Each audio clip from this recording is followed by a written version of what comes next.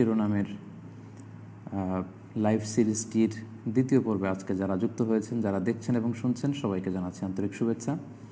শুরুতে আমরা আল্লাহ রাব্বুল ইজ্জা ওয়াল জালালের দরবারে শুকরিয়া জ্ঞাপন করছি, যিনি আমাদেরকে পবিত্র রমাদানুল মুবারকে রিফ্লেকশনস ফ্রম সূরা ইউসুফ শিরোনামের 4 পর্বের লাইভ সিরিজের আজকের এই দ্বিতীয় পর্বটিতে যুক্ত হওয়ার তৌফিক দিয়েছেন।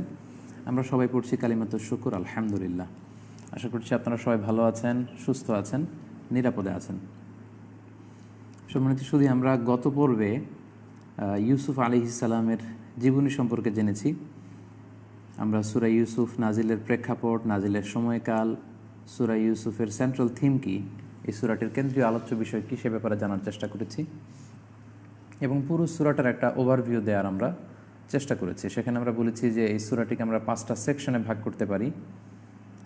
প্রথমে আল্লাহ তাআলা একটি ছোট্ট 3 আয়াত বিশিষ্ট একটি ভূমিকা দিয়েছেন বা ইন্ট্রোডাকশন দিয়েছেন এই সূরাটির।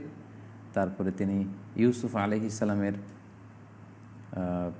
চাইল্ডহুড অর্থাৎ শৈশবে ঘটে যাওয়া ঘটনাগুলোর বর্ণনা দিয়েছেন।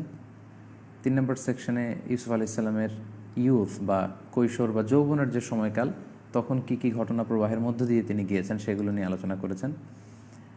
চতুর্থ সেকশনে ইউসুফ আলাইহিস সালামের অ্যাডাল্টহুড অর্থাৎ ওনার যখন পূর্ণ বয়স্ক অবস্থায় উনি পৌঁছে গিয়েছেন, তখন ওনার জীবনে কী কী ঘটেছে সেগুলো আমরা এই সূরাতে জানতে পারবো। এবং সবশেষে তিনি একটি কনক্লুশন দিয়ে এই সূরাটি শেষ করেছিলেন। এবং আমরা বলেছি যে আল্লাহ তাআলা ইরশাদ করেছেন যে নাহনু নাকুসু আলাইকা আহসানাল কসসি বিমা আওহাইনা ইলাইকা হাযাল কুরআন ওয়া ইন কুনতা মিন ক্বাবলিহি লামিনাল গাফিলিন। অর্থাৎ নবী, আমি আপনার কাছে দ্য বেস্ট অ্যামং সূরাস, কোরআনে যত দ্য বেস্ট অ্যামং স্টোরিজ, কোরআনে যত গল্প আমি বলেছি বা মহাবিশ্বে যত গল্প হতে পারে, কাহিনী হতে পারে, আমরা আমাদের জীবনে অনেক কাহিনী শুনেছি, অনেক ঘটনা শুনেছি, অনেক উপাখ্যান শুনেছি, অনেক স্টোরি শুনেছি। যত ধরনের ঘটনা, কাহিনী, উপাখ্যান, স্টোরি, নোবেল, উপন্যাস হতে পারে, ইউসুফ আলাইহিস সালামের এই ঘটনা প্রবাহ, এই কাহিনী, এই স্টোরি সব ঘটনাকে হার মানাবে। এজন্য আল্লাহ তাআলা সূরা ইউসুফের এই ঘটনাটাকে বলেছেন আহসানুল কসস, মানে দ্য বেস্ট অ্যামং স্টোরিজ। যত ঘটনা হতে পারে, যত কাহিনী, সব কাহিনীর মধ্যে সর্বশ্রেষ্ঠ কাহিনী হচ্ছে এই ইউসুফ আলাইহিস সালামের এই ঘটনা বা এই কাহিনী। সম্মানিত সুধী, আমরা বলেছি যে আমরা মোট 4টি পর্বে বিভক্ত করেছি এই লাইভ সিরিজটির। প্রথম পর্ব আমরা গত শুক্রবারে শেষ করেছি, আজকে আমরা দ্বিতীয় পর্বে যাচ্ছি। প্রথম পর্বে আমরা বেসিক্যালি ভূমিকাটা কভার করেছিলাম এবং ইউসুফ আলাইহিস সালামের শৈশবের ঘটনাকে কভার করেছিলাম। আজকে আমরা ইউসুফ আলাইহিস সালাম ওনার যৌবনকালটা উনি কীভাবে কাটিয়েছেন এবং ওনার ইয়ুথ পিরিয়ডে, যৌবনকালে বা যৌবনের যে সময়টা, ওই সময়ে ওনার জীবনে কী কী ঘটেছিল সেটা নিয়ে আমরা আলোচনা করব। এবং আগামী পর্বে ওনার জীবনের বার্ধক্য অবস্থায় বা পূর্ণবয়স্ক অবস্থায় কী কী ঘটেছিল এবং এ সূরার যে কনক্লুশন বা উপসংহার, সেটা নিয়ে আলোচনা করব। এবং সর্বশেষের পর্বে আমরা বেসিক্যালি রিফ্লেকশনস ফ্রম সূরা ইউসুফ নিয়ে কথা বলবো। কী কী রিফ্লেকশন আল্লাহ তাআলা এই সূরায় রেখেছেন, পুরো সূরাটাকে আমরা স্ক্যান করব, অ্যানালাইসিস করব, বিশ্লেষণ করে এখান থেকে আমাদের জন্য কি কি শিক্ষা রয়েছে, লেসন রয়েছে, জীবন ঘনিষ্ঠ কি কি রিমাইন্ডার রয়েছে, এগুলো আমরা জানবার চেষ্টা করব। গত পর্বে আমরা এই সূরাটির ভূমিকা নিয়ে কথা বলেছি এবং ইউসুফ আলাইহিস সালামের শৈশবের ব্যাপারে আমরা জানতে পেরেছি যে উনি একটি অদ্ভুত স্বপ্ন দেখেছিলেন এবং ওনার পিতা ইয়াকুব আলাইহিস সালাম ওনাকে নসিহত করেছিলেন যে ইউসুফ, খবরদার এই স্বপ্নের কথা কাউকে বলো না, বিশেষ করে তোমার ভাইদেরকে বলো না, তাহলে তুমি ষড়যন্ত্রের শিকার হবে, তারা তোমাকে নিয়ে চক্রান্ত করবে। এবং যেটা তিনি সাসপেক্ট করেছিলেন সেটাই হয়েছে। ইউসুফ আলাইহিস সালামের ভাইয়েরা ইউসুফ আলাইহিস সালামকে হত্যার ষড়যন্ত্র করলো, বাবার কাছ থেকে ছলে বলে কৌশলে ছিনিয়ে নিয়ে কুয়াতে ফেলে দিল, মারধর করে কুয়াতে ফেলে দিল এবং মিশরগামী একটি ক্যারাভ্যান, একটি কাফেলা কুয়া থেকে ইউসুফ আলাইহিস সালামকে নিয়ে মিশরে যেখানে দাস কেনা বেচা হয়, এরকম একটি দাস কেনা বেচার বাজারে সাইয়েদনা ইউসুফ আলাইহিস সালামকে ওই ক্যারাভ্যানের লোকেরা বিক্রি করে দিল। ফলে ইউসুফ আলাইহিস সালাম এখন একজন স্বাধীন মানুষ থেকে দাসে পরিণত হলেন এবং তাকে কিনে নিয়েছিল মিশরের গভর্নর, যাকে কোরআনে বলা হয়েছে আজিজে মিসর। আজিজে মিসর যখন ইউসুফ আলাইহিস সালামকে সেই দাস কেনাবেচার বাজার থেকে কিনে নিলেন, কিনে রয়্যাল প্যালেসে নিয়ে গেলেন। সেই রাজকীয় প্রাসাদে নিয়ে যে ইউসুফ আলাইহিস সালামের সাথে তখন কি কি ঘটনা ঘটেছিল, এই বিষয় থেকে, এই ঘটনা প্রবাহের এই পয়েন্টটা থেকে আজকে আমরা শুরু করবো ইনশাআল্লাহ। আপনাদের যাদের হাতে কোরআন আছে, মুসাফ আছে, সূরা ইউসুফ হচ্ছে কোরআনের 12 নম্বর সূরা এবং এই সূরার 21 নম্বর আয়াত থেকে আজকে আমরা কথা শুরু করব। যদি সরাসরি এই লাইভটি থেকে আপনারা বিষয়বস্তু বা ঘটনার সারমর্ম শুনতে চান, সেটাও আপনারা মনোযোগ দিয়ে শুনতে পারেন, অথবা কেউ যদি আমাকে ফলো করতে চান সূরা ইউসুফ ধরে, সেটাও আপনারা করতে পারবেন। সূরা ইউসুফের 21 নম্বর আয়াত থেকে আজকে আমরা কথা শুনবো। ইউসুফ আলাইহিস সালামের বাল্যকাল আমরা কভার করেছি স্লো মোশনে। আজকে আমরা পুরো লাইভ জুড়েই স্লো মোশনে ইউসুফ আলাইহিস সালামের যৌবনকালে কী ঘটেছিল সে ব্যাপারে জানবার চেষ্টা করব ইনশাআল্লাহুল আজিজ। তাহলে আমরা গত পর্বে সর্বশেষ যেখানে এসে থেমেছি সেটা হচ্ছে খুব অল্প দামে মিশরের যেই বাজারে পণ্যের কেনাবেচা হয় সেখানে ইউসুফ আলাইহিস সালামকে বিক্রি করে দেয়া হলো। সুবহানাল্লাহি ওয়া বিহামদি। নাবিউল্লাহি ফিল আরদ, যাকে আল্লাহ তাআলা নবী করে পাঠাবেন, যাকে আল্লাহ তাআলা গোটা বিশ্বের অর্ধেক সৌন্দর্য দান করেছিলেন। Half of the beauty of the world is given to Yusuf আলাইহিস সালাম, যার সাথে আল্লাহ রাসূল সাল্লাল্লাহু আলাইহি ওয়াসাল্লাম মেরাজ রজনীতে তৃতীয় আকাশে তিনি সাক্ষাৎ করেছিলেন। এই পয়গম্বরকে, এই নবীকে বিক্রি করে দেয়া হলো মিশরের বাজারে, কিনে নিল মিশরের গভর্নর। তাহলে আমরা সরাসরি স্লো মোশনে কোরআন থেকে ইউসুফ আলাইহিস সালামের ইউথ পিরিয়ডে, যৌবনকালে কী ঘটেছিল সেটা শুরু করছি। দিন প্রচারের স্বার্থে আমি সকল ভাই বোনদেরকে রিকোয়েস্ট করব, যারা যুক্ত হয়েছেন তারা লাইভটি শেয়ার করে দিন, যাতে অন্যান্যরাও রিফ্লেকশনস ফ্রম সূরা ইউসুফ থেকে উপকৃত হতে পারে। আউযু বিল্লাহি মিনাশ শাইতানির রাজিম, বিসমিল্লাহির রহমানির রহিম। وقال الذي اشتراه من مصر لامرأته أكرمي مثواه عسى أن ينفعنا أو نتخذه ولدا। তাহলে আমরা গত পর্বে বলেছিলাম দাস কেনাবেচার ওই মার্কেট থেকে মিশরের গভর্নর ইউসুফ আলাইহিস সালামকে কিনে নিলেন। কিনে তিনি প্রাসাদে নিয়ে গেলেন। প্রাসাদে নিয়ে ওনার স্ত্রীকে বললেন যে এই ছেলেটাকে, ইব্রানি, এই ছেলেটাকে আমি কিনেছি, তার নাম হচ্ছে ইউসুফ, আমি এটা তোমাকে গিফট করলাম, এটা তোমার। আকরিমি মাসওয়াহু, তার ভালো যত্ন নাও, তাকে সুন্দরভাবে থাকার বন্দোবস্ত করো। হতে পারে সে কোনো দিন আমাদের উপকারে আসবে, অথবা আমাদের যেহেতু সন্তান নেই, আমরা নিঃসন্তান, হেজুলাইখা, আমরা তাকে নিজেদের সন্তানের মতো বড় করতে পারি।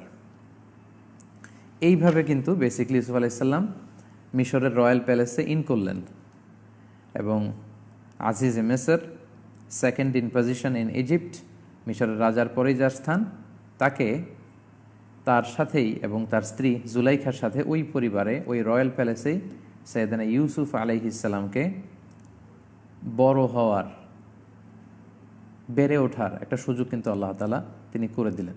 আমি গত পর্বে বলেছিলাম যে সংক্ষেপে যদি দ্য সেন্ট্রাল থিম অফ সূরা ইউসুফ নিয়ে আমরা বলি, তাহলে বলতে হবে এভাবে: অন্ধকূপ থেকে রাজপ্রাসাদে, দাসত্ব থেকে রাজত্বে। আল্লাহ তাআলা কীভাবে সাইয়েদনা ইউসুফ আলাইহিস সালামকে অন্ধকুয়ার প্রকোষ্ঠ থেকে তুলে এনে রাজপ্রাসাদে কীভাবে ওনাকে বেড়ে ওঠার, বড় হওয়ার সুযোগ করে দিয়েছেন, এবং কিভাবে সেখানে তিনি তার কৈশোর, যৌবন এগুলো তিনি কাটালেন, এ ব্যাপারে আমরা ধীরে ধীরে স্লো মোশনে জানবার চেষ্টা করব। তাহলে আমরা বুঝলাম এখন তিনি জুলাইখা এবং আজিজে মিসর, মিশরের গভর্নর, তাদের সাথে থাকতে শুরু করলেন রয়্যাল প্যালেসে। এবার আল্লাহ তাআলা বলছেন, ওয়াকাযালিকা মাক্কান্না লিইউসুফা ফিল আরদ, এভাবেই আমি ইউসুফকে এই পৃথিবীতে প্রতিষ্ঠিত করেছি। আমরা প্রতিষ্ঠিত হওয়ার জন্য নানা পথ খুঁজি, নানা মত খুঁজি, নানা দিকে দ্বারস্থ হই। আল্লাহ বলেন আমার দিকে দ্বারস্থ হও। আমি ইউসুফকে যেমনি প্রতিষ্ঠিত করেছি, ইউসুফের মতো যদি ঈমান, তারপর নেক আমল, ভালো কাজ তোমরা করো, তোমাদেরকেও আমি এভাবে পৃথিবীতে প্রতিষ্ঠিত করব। এভাবে আমি পৃথিবীতে ইউসুফকে প্রতিষ্ঠিত করেছি। ওয়ালিনু আল্লিমাহু মিন তা'ওয়িলিল হাদিস, যাতে করে আমি ইউসুফকে কথার মর্মবাণী শিক্ষা দিতে পারি, অর্থাৎ স্বপ্নের ব্যাখ্যা। আমরা গত পর্বে এও জেনেছি যে ইউসুফ আলাইহিস সালামকে আল্লাহ তাআলা স্বপ্নের ব্যাখ্যা করার যোগ্যতা দিয়েছিলেন। তিনি যে কোনো ঘটনা শুনলে, স্টোরি শুনলে কথার মর্মবাণীতে পৌঁছে যেতে পারতেন। এটার মিনিং কি, এটার গূঢ় রহস্য কী, এর নেপথ্যে কী আছে, এটার তাবিল, স্বপ্নের ব্যাখ্যা কী হতে পারে, এগুলো সব ইউসুফ আলাইহিস সালাম বলতে পারতেন। তাহলে আল্লাহ এটা ব্যবস্থা করে দিলেন। আল্লাহু গালিবুন আলা আমরি, আল্লাহ বলেন আল্লাহ হচ্ছেন তার কাজের ব্যাপারে কর্তৃত্ব পরায়ণ। ওয়ালাকিন্না আকসারান নাসি লা ইয়ালামুন, কিন্তু অনেকেই এটা জানে না যে সফলতার জন্য যে আল্লাহর দ্বারস্থ হতে হয়, তিনি যে সব কিছুর ব্যবস্থা করতে পারেন, এটা অনেকে জানে না বা বুঝে না। এরপর আল্লাহ তাআলা বললেন, ওয়ালাম্মা বালাগা আশুদ্দাহু আতাইনাহু হুকমা ওয়া ইলমা। ইউসুফ আলাইহিস সালাম এখন রাজপ্রাসাদে বড় হতে লাগলেন।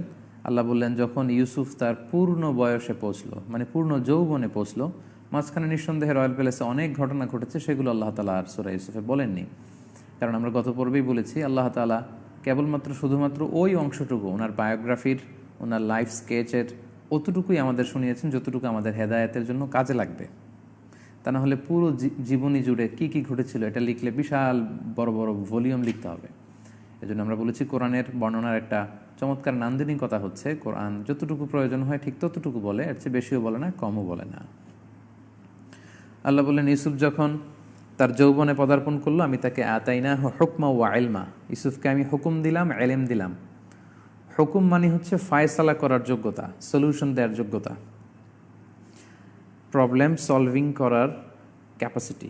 ইউসুফ আলাইহিস সালামকে আল্লাহ তাআলা এটা দিয়েছিলেন। আর কি দিয়েছেন? ওয়া ইলমা, এবং তিনি ইউসুফ আলাইহিস সালামকে জ্ঞান দিয়েছেন। তাহলে হুকুম দিয়েছেন, জ্ঞান দিয়েছেন। হুকুম মানে হচ্ছে ফায়সালা করার যোগ্যতা, আর ইলমা মানে হচ্ছে জ্ঞান। এই হুকুম আর ইলম দুইটা যখন একসাথে হয়ে আসে কোরআনে, এর দ্বারা অনেক মুফাসসিরিন ইকরাম নবুয়াতকে বুঝিয়েছেন। অর্থাৎ ইউসুফ যখন তার যৌবনের পূর্ণতায় পৌঁছলো, আমি তাকে হুকুম আর ইলম দিলাম, মানে তাকে আমি নবুয়াত দিলাম, আমি তাকে অফিসিয়ালি নবী হিসেবে তাকে আমি অ্যাসাইন করলাম। ওয়া কাযালিকা নাজজিল মুহসিনিন, আর এভাবেই আমি যারা মুহসিন সদাচারী তাদেরকে আমি প্রতিদান দিয়ে থাকি, জাযা দিয়ে থাকি। এখানে বেসিক্যালি রাসূল সাল্লাল্লাহু আলাইহি ওয়াসাল্লামের জন্য একটা মোটিভেশন। আল্লাহ তাআলা বুঝাতে চাইলেন যে হে নবী, আপনি এখন অনেক কষ্টের মধ্যে আছেন।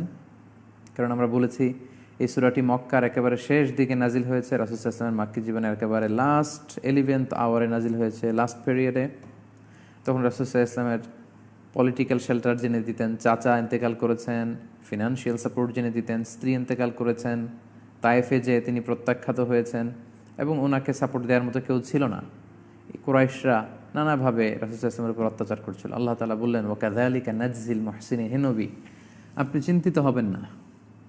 ইউসুফ আলাইহিস সালামকে যেমনি বিভিন্ন ঘাত প্রতিঘাত পেরিয়ে তার ভাইয়েরা কত ষড়যন্ত্র করলো, কুয়ায় ফেলে দিল, হত্যার ষড়যন্ত্র করলো, সেখান থেকে কুয়া থেকে টেনে আমি তাকে রাজপ্রাসাদে নিয়ে গেলাম। তা ইউসুফকে যেমনি আমি সফলতা দিয়েছি, ওয়া কাযালিকা নাজজিল মুহসিনিন, ঠিক এমনিভাবে আমি সদাচারী মহসিন লোকদেরকে এরকম জাযা দিয়ে থাকি। আপনাকেও আমি কুরাইশদের উপর বিজয় দান করব। ইউসুফ যেমনি বিজয়ী হয়েছে, আপনিও বিজয় লাভ করবেন। এরপর আল্লাহ সুইচ করে চলে গেলেন সরাসরি ইউসুফ আলাইহিস সালাম এবং জুলাইখার মধ্যে যে ঘটনাটা ঘটেছিল। আমরা আগেই বলেছি যে ইউসুফ আলাইহিস সালামকে আল্লাহ তাআলা সবচেয়ে সুন্দর সুদর্শন ড্যাশিং ফেস দিয়ে হ্যান্ডসাম করে তৈরি করেছিলেন। একবার যেই ইউসুফ আলাইহিস সালামের চেহারার দিকে তাকাতো, সেই ইউসুফ আলাইহিস সালামের চেহারা দেখে, তার গেট আপ দেখে মুগ্ধ হয়ে যেত। অসাধারণ সৌন্দর্য দিয়ে আল্লাহ তাআলা ইউসুফ আলাইহিস সালামকে তৈরি করেছিলেন। জুলাইখা নিজের ছেলের মতো করেই ইউসুফ আলাইহিস সালামকে লালন পালন করতেছিলেন। করতে করতে যখন ইউসুফ আলাইহিস সালাম পূর্ণ যৌবনে পৌঁছল, শয়তানের ওয়াসওয়াসায় জুলাইখা নিজেই ইউসুফ আলাইহিস সালামের প্রেমে মত্ত হয়ে গেল। ইউসুফ আলাইহিস সালামকে দেখে তিনি মুগ্ধ, এবং নিজেকে সংবরণ করতে না পেরে, নিজের কাম ভাবকে নিয়ন্ত্রণ বা কন্ট্রোল করতে না পেরে সরাসরি ইউসুফ আলাইহিস সালামের কাছে তিনি প্রেমের প্রস্তাব দিলেন, কুপ্রস্তাব দিলেন। সেটাই আল্লাহ তাআলা বলছেন ওয়ারাওয়াদাতহু আল্লাতী হুয়া ফী বাইতিহা আন নাফসিহি ওয়া গাল্লাকাতিল আবওয়াবা ওয়া ক্বালাত হাইতা লাক। ইউসুফ আলাইহিস সালামকে নিজের প্রতি আসক্ত করবার জন্য কুপ্রস্তাব দিল জুলাইখা, প্ররোচিত করতে আরম্ভ করলো, ফুসলাতে আরম্ভ করলো। এবং এক রাতে ইউসুফ আলাইহিস সালামকে বিশেষ একটা কক্ষে নিয়ে যাওয়া হলো, যেখানে খাওয়াসুল খাওয়াস, জুলাইখার একেবারে খুব সিক্রেট লোকজন সেখানে যেতে পারে, এবং সেই কক্ষে যেতে হলে 7টি দরজা ক্রস করে যেতে হয়। জুলাইখার আদেশে তার ভৃত্যরা এই 7টা দরজায় লক আপ দিয়ে দিল, যাতে ইউসুফ আলাইহিস সালাম বের হতে না পারে। এরপর যখন একেবারে গোপন প্রকোষ্ঠে যাওয়া হলো, জুলাইখা বলল হাই তালাক, এসো। অর্থাৎ আমি প্রেম নিবেদন করছি, আমি নিজেকে উজাড় করে তোমার কাছে উপস্থাপন করছি, আসো আমরা এই পাপ কাজে লিপ্ত হই। তখন ইউসুফ আলাইহিস সালাম বললেন ক্বালা মাআযাল্লাহ, আমরা যেটাকে বলি নাউযু বিল্লাহ, তারই আরেকটা ফর্ম হচ্ছে মাআযাল্লাহ, মানে নাউযু বিল্লাহ, আমি আল্লাহর কাছে পানাহ চাই, আপনি এসব কি বলছেন। ইন্নাহু রাব্বি আহসানা মাসওয়াই, নিশ্চয়ই আমার রব আমাকে অনেক চমৎকার থাকবার, বসবাস করবার ব্যবস্থা করে দিয়েছেন, আমার আবাসস্থলকে তিনি সুন্দর করেছেন। যে আল্লাহ আমার সাথে এত সুন্দর আচরণ করলেন, আমি সে আল্লাহর সাথে খেয়ানত করতে পারবো না। এখানে রব্বি দ্বারা আল্লাহর অর্থও যেমনি নেওয়া যায়, আবার যেহেতু আজিজ মেসর মিশরের গভর্নর ইউসুফ আলাইসাল্লামকে কিনেছিলেন। আজিজে মিশরের অর্থও নেওয়া যায়, অর্থাৎ আপনার স্বামী তিনি এত আস্থাভাজন মনে করে আমাকে আপনাদের ঘরে রেখেছেন বা রয়্যাল প্যালেসে রেখেছেন, আমি কি করে এই খেয়ানত করি? এটা আমার পক্ষে সম্ভব না। নাউযুবিল্লাহ, ইন্নাহু লা ইউফলিহুয যালিমুন, সীমা লঙ্ঘনকারীরা, জালিমরা কখনো সফল হয় না। কিন্তু জুলাইখা নাছোড় বান্দা, তিনি সহজে ছেড়ে দেওয়ার পাত্রী নন। ওয়ালাকাদ হাম্মাত বিহা, আল্লাহ বলছেন জুলাইখা ইউসুফ আলাইসাল্লামের প্রতি মারাত্মকভাবে আসক্ত হয়ে পড়ল। ও হাম্মা বিহা, এবং ইউসুফ আলাইসাল্লামও আসক্ত হয়ে পড়তেন। লাউলা আর রা বুরহানা রাব্বি, যদি না তিনি আল্লাহ তাআলার পক্ষ থেকে বিশেষ নিদর্শন না দেখতেন। তাফসিরে এসেছে জুলাইখা যখন জোরাজুরি করছিল, ঠিক ওই মুহূর্তে আল্লাহ তাআলা ইয়াকুব আলাইহিস সালাম অর্থাৎ ইউসুফ আলাইহিসসালামের পিতার চেহারাটা ইউসুফ আলাইহিসসালামের চোখের সামনে তুলে ধরলেন। ফলে ইউসুফ আলাইহিসসালাম যখন ওনার বাবা ইয়াকুবকে দেখলেন, তিনি আরও সচেতন হয়ে উঠলেন, আরও সাবধান হয়ে উঠলেন যে আমার বাবা তো আজীবন আমাকে চরিত্র হেফাজতের উপদেশ দিয়েছে, সৎ পথে থাকবার কথা বলেছে, আল্লাহকে ভয়ের শিক্ষা আমি আমার পিতার কাছ থেকে পেয়েছি, আমার পক্ষে এই জাতীয় পাপ কাজে সাড়া দেয়া সম্ভব না। ফলে ইউসুফ আলাইহিসসালাম চেহারা ফিরিয়ে নিলেন, নিজেকে হেফাজত করলেন। কাযালিকা লিনাসরিফা আনহু সুআ ওয়াল ফাহশা, আল্লাহ বললেন এভাবেই আমি ইউসুফের থেকে মন্দ খারাপ দিকগুলো এবং অশ্লীল দিকগুলোকে সরিয়ে নিয়েছি, ইউসুফকে আমি বাঁচিয়ে দিয়েছি। কারণ ইন্নাহু মিন ইবাদিনাল মুখলাসিন, ইউসুফ ছিল আমার খুবই একনিষ্ঠ বান্দাদের অন্তর্ভুক্ত। প্রিয় ভাইরা, এই ব্যাপারটা এত সহজ কোনো বিষয় নয় যেটা ইউসুফ আলাইহিসসালাম মুখোমুখি হয়েছিলেন। তিনি পূর্ণ যৌবন অবস্থায় এবং এই রয়্যাল প্যালেসের যিনি মালিকা, গভর্নরের স্ত্রী অত্যন্ত সুন্দরী ছিল, সে জুলাইখা নিজেকে ইউসুফ আলাইহিসসালামের কাছে উপস্থাপন করেছে এবং প্রেমের প্রস্তাব দিয়েছে। কিন্তু ইউসুফ আলাইহিসসালাম সেই যৌবনের ওই সময়টাতে শুধুমাত্র কেবলমাত্র আল্লাহ তাআলার ভয়ে এই কুপ্রস্তাবকে তিনি প্রত্যাখ্যান করেছেন। সেদিন ইউসুফ আলাইহিসসালাম এবার উপায় অন্তর না দেখে কি করবেন বুঝতে পারছিলেন না। জিবরিল আলাইহিসসালাম এসে বললেন ইলা নাহিয়াতিল বাব, আপনি দরজার দিকে দৌড়ান। ইউসুফ আলাইহিসসালাম বললেন দরজা তো লক করা, আমি ঢোকার সময় লক করে দেওয়া হয়েছিল। জিবরিল বললেন আপনি দরজার দিকে দৌড়ান। ইউসুফ আলাইহিসসালাম দরজার দিকে দৌড় শুরু করলেন। জুলাইখাও ইউসুফ আলাইহিসসালামকে ধরবার জন্য পেছন থেকে দৌড়াতে শুরু করলো। ওয়াস্তাবাকাল বাব, উভয়ই দরজার দিকে দৌড়াতে শুরু করলো।